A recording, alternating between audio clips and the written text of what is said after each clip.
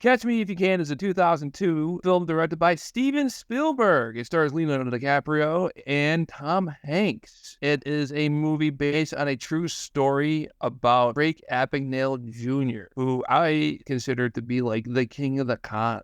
This guy is good. I think it's a great movie. It features Christopher Walken, Martin Sheen, and Amy Adams. I'm just going to say that I'm not fond of the two main characters, the actors. Tom Hanks and Leonardo DiCaprio. Yeah, I'm just going to say that and leave it at that. This wasn't what I was expecting, this movie, because when I saw like the ads for it and the style of like poster art and everything like that, I got the assumption that this was some like 1950s. He was a playboy that would go sleep with married women and their husbands were trying to get a hold of him, but he was, I guess, how would I say, social con artist, where he would fool people into thinking he's somebody else, but not to do it as like a crime, if that makes sense.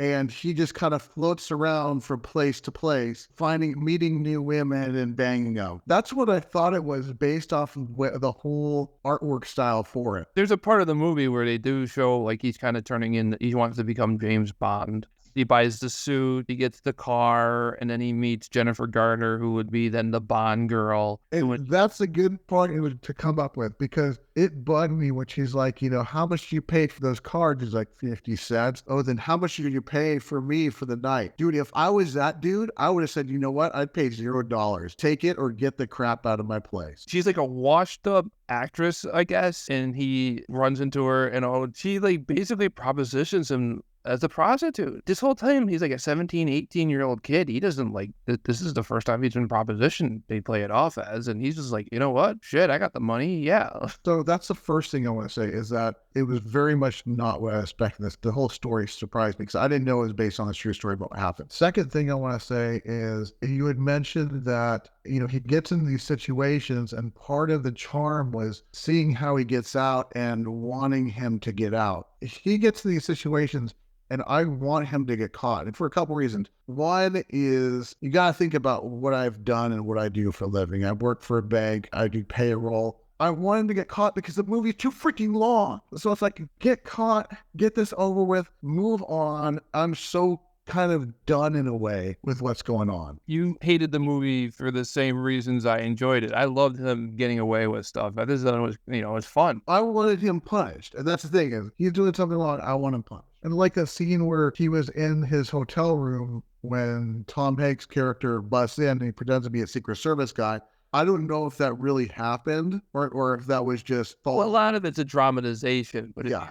I mean, I think he actually passed away, Frank Abagnale Jr. I might be wrong on that, but he was a real person. And a lot of the major plot points, like his parents and all that all is stuff that happened. Yeah, I'm sure a lot of stuff, they upped it up for a movie. Exactly. So the third thing I want to say about this is, after saying all of that, I don't think it's a bad movie. I think it shocked me and it was pretty well put together, but I think it's a one-time movie, and I don't think I'm ever going to watch it again. I see this. I think this dude is the king of the con artists, and it's just great. It's like watching like just a master at work.